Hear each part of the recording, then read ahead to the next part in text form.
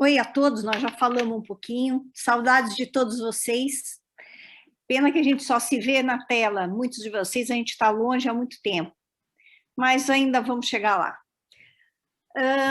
Eu vou mostrar um caso clínico que não terminou a história desse caso, mas me levantou muitas dúvidas e muitos fatos que a gente tem que começar a prestar mais atenção. Tá? É uma paciente de 70 anos, que na segunda quinzena de março, ela começou a apresentar placas cutâneas nas pernas e nos membros inferiores, e com muito prurido. O prurido era tão intenso que ela tinha noite que ela não conseguia dormir. Ela já tinha no passado umas histórias esporádicas de um pruridozinho, mas passava logo, e esse não estava passando e estava piorando, inclusive se alastrou por todo o corpo.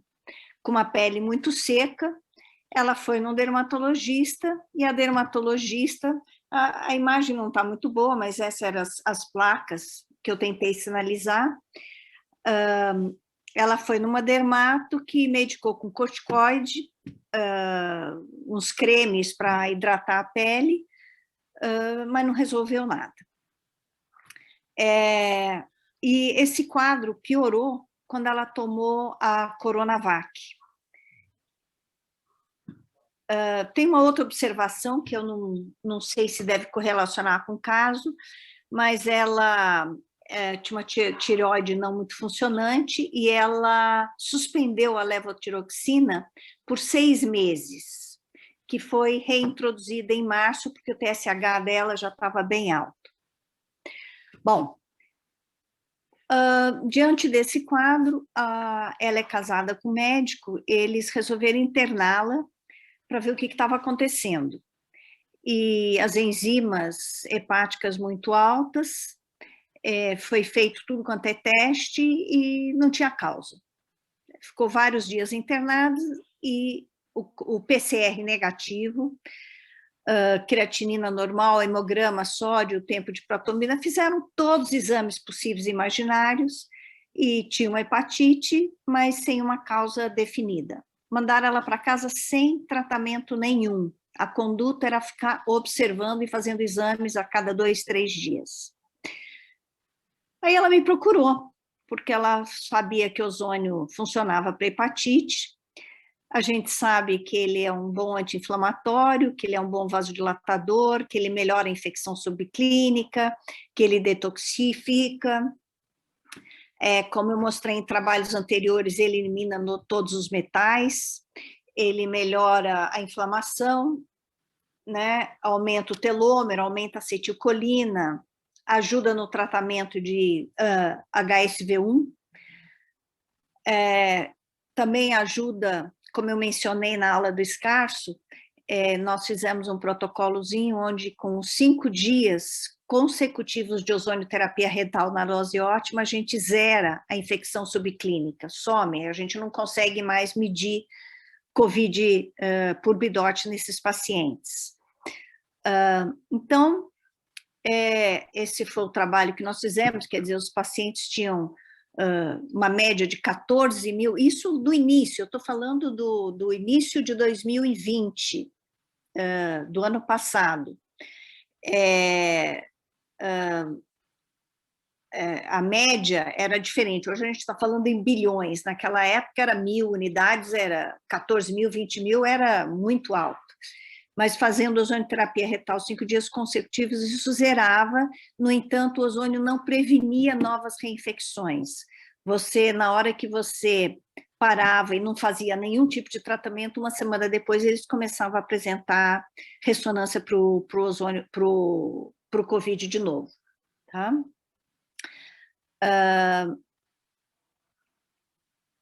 Que nós fizemos com essa paciente, então?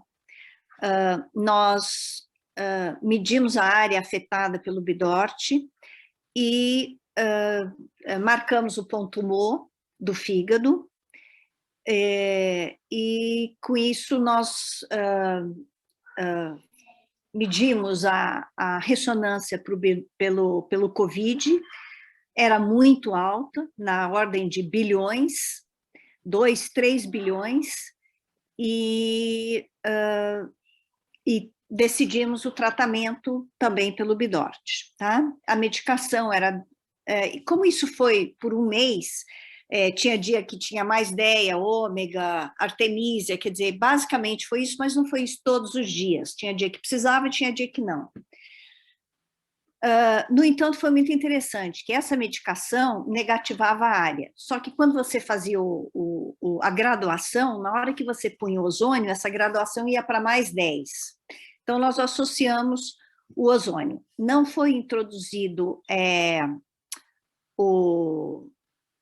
a ivermectina, por causa de... A família não aceitou nem hidroxicloroquina, primeiro por ser uma hepatite, existe esse conceito de que a ivermectina é hepatotóxica, apesar de que a doutora Sumier já tem estudado isso há 1 ano e não veio nenhuma vez nenhuma ressonância da ivermectina sendo hepatotóxica, mas eu não pude usar nesse caso. Isso são o histórico das enzimas dela, você vê em abril, final de abril, ela estava com TGP de 1153, os exames muito alterados, e com o nosso tratamento foi baixando. A última consulta dela foi dia 28 de maio, ela tinha um exame do dia 27 com 120 de TGP e 147 de TGO. As bilirrubinas também alteradas, né? A direta de 0,76, a indireta de 0,29 e a total de 1,05. Fosfatase alcalina em abril de 90, em maio passou para 200 e aí começou a baixar de novo, chegando quase ao normal em final de maio. E a gama-glutamiltransferase, em abril de 161, subiu para 194, aí quando nós iniciamos o tratamento foi baixando e chegou em 78. Esse caso foi interessante porque ela foi fazendo semanalmente exames e a gente podia acompanhar, a gente ia notando uma queda da viremia dela pelo Bidort e tinha uma comprovaçãozinha laboratorial. Tá? Então, aqui são as unidades COVID medidas. Então, ela, antes do início, em 5 de maio, ela tinha 2 bilhões, logo depois de aplicada, baixava para 1.200. Aí, voltava com 400 milhões, baixava para 300. 2,2 bi, baixava para 1.200. E assim foi indo até que ela terminou em 18 mil. Ela em 28 de maio, ela chegou a 18 mil unidades Covid. Você vê esse... Ué. Não estou conseguindo continuar aqui. Alguém sabe me ajudar? Alô? Vocês estão me ouvindo? Sim, Wendy, é do seu computador. A gente não tem acesso. Alô? Alô? Vocês estão me ouvindo? Sim. Estão me ouvindo? Sim. Oi, tá. Eu não tô conseguindo... mudou. Tá, então o que a gente conseguiu ver com esse estudo, com esse paciente? Que o teste de Bidort foi muito importante, quer dizer, era uma paciente que foi piorando em casa e na hora que nós introduzimos a nossa medicação que a gente usa pelo Bidort e o ozônio, ela começou a ter uma melhora, tá? Apesar do PCR dela na internação hospitalar ter sido negativo e nunca foi repetido. Apesar de que o PCR de 5 a 7 dias positiva, mas ela fez durante essa fase e mesmo assim foi negativo. Com a medicação houve melhora, mas quando a gente introduzia o ozônio, houve uma melhora chegando a mais 10 de melhora. Outra coisa que me chama a atenção no ozônio é que como ele abre a microcirculação, ele faz, às vezes, da captação seletiva do órgão, né? houve a melhora das enzimas, apesar de que quando a gente tem uma hepatite C, por exemplo, a carga viral não é muito um critério de melhora. Mas a doutora Sumier tem visto que para a gente controlar esse COVID, a gente tem que zerar a carga viral e mantê-la zerada. Tá? Então, a gente tem que raciocinar mais em termos de COVID. Tá? Então, por que nós trouxemos esse caso? Primeiro, porque ela não teve nenhuma manifestação de COVID descritas, a não ser uma hepatite que foi descoberta por acaso, por lesões cutâneas que ela já teve no passado e que não eram nada. E o que nos ajudou a raciocinar nesse caso foi o Bidort e que nos mostrou o papel importante do ozônio como coadjuvante. Segundo o professor Heinz, que é no Brasil a pessoa que mais tem experiência em ozonioterapia nas hepatites, ele usa sempre, usava, né, porque ele se aposentou, mudou para a Alemanha, mas ele usava muito a autohemoterapia maior. Nesse caso, nós não conseguimos usar, porque eu não consegui a tempo a heparina.